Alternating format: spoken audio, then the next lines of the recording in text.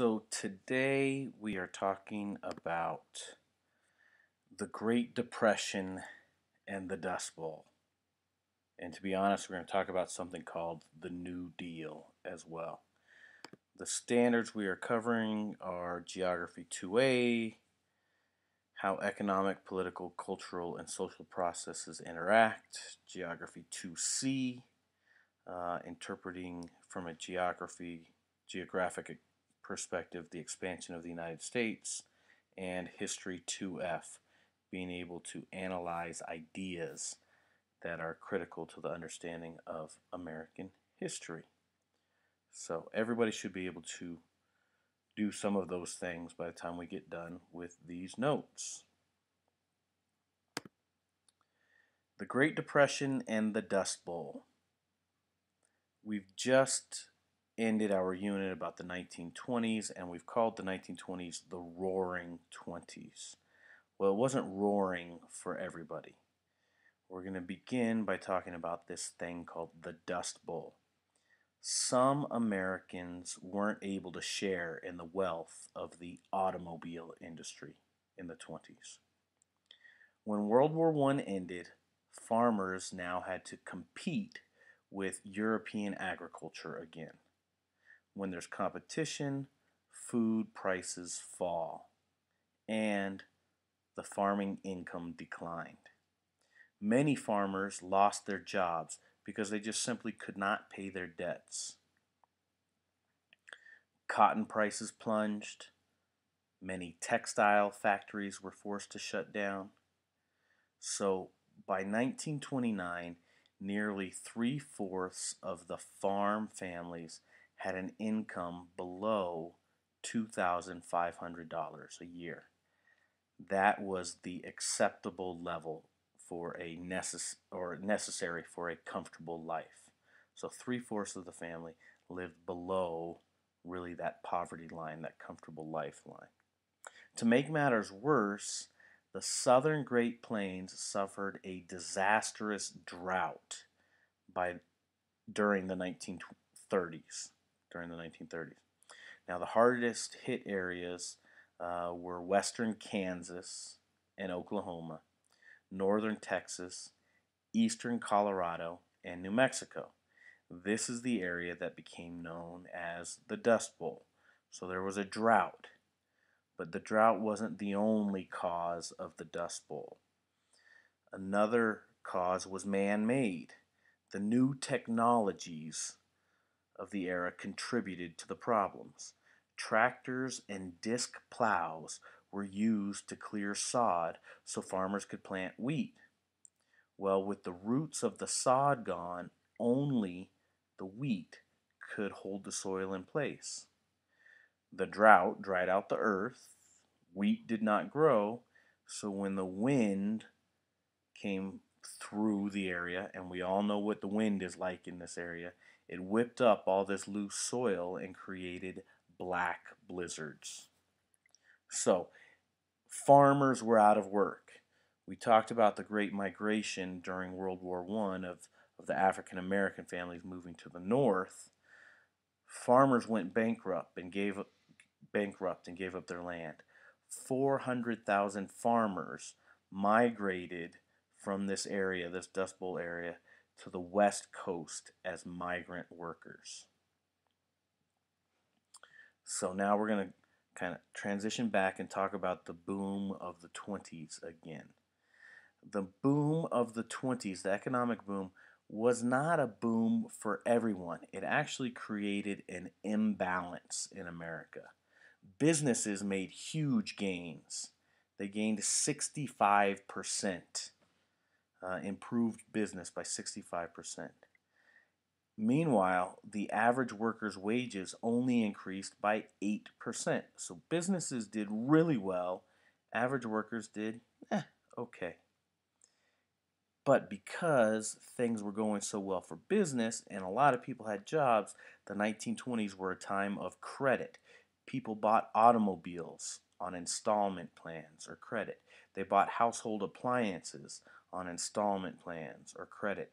They even speculated in the stock market where big money could be made on margin. They bought stocks on margin, which is like buying on credit, with the expectations as long as everything keeps going well, I'll be able to pay you back. So, the way the stock market worked during the 1920s was that the public bought shares in companies. Businesses produced more and more and more. As long as people are buying shares, they'll just keep making more. Again, the average workers, their their wages didn't go up that drastically, so they couldn't continue to buy more and more. Eventually, people stopped buying products. They had what they need. Well, when people stop buying products, the companies are not worth as much, so people started selling their shares. They wanted to make sure they got their money's worth. Well, when they sell shares, the value of the companies falls. It fell. This led to a crash. All at once, there was a panic. The day of the crash became known as Black Tuesday. Again, people panicked. Everybody tried to sell all their shares at once, and there was not enough actual money to pay people off. Companies went out of business. Workers were laid off, bankers failed, unemployment skyrocketed. And this was the beginning of the Great Depression and hard times. To be fair, this was not just something that happened in the United States. It happened all over the world. It was an international depression.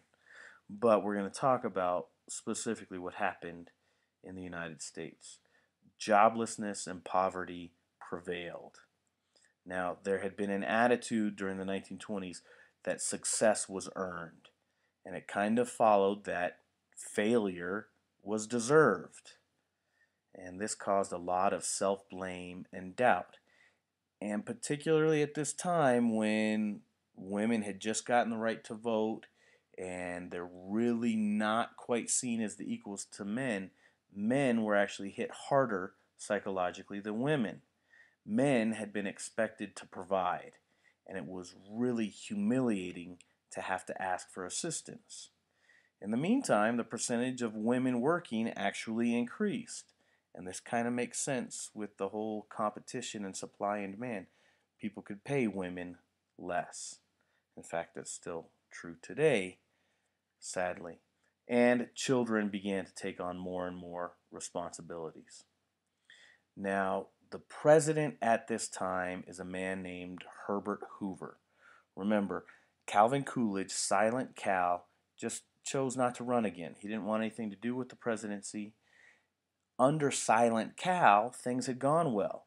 He didn't have to do much, and the economy skyrocketed. Well, Herbert Hoover kind of followed that mentality, and he's ultimately known for his lack of action. He believed the economy would fix itself,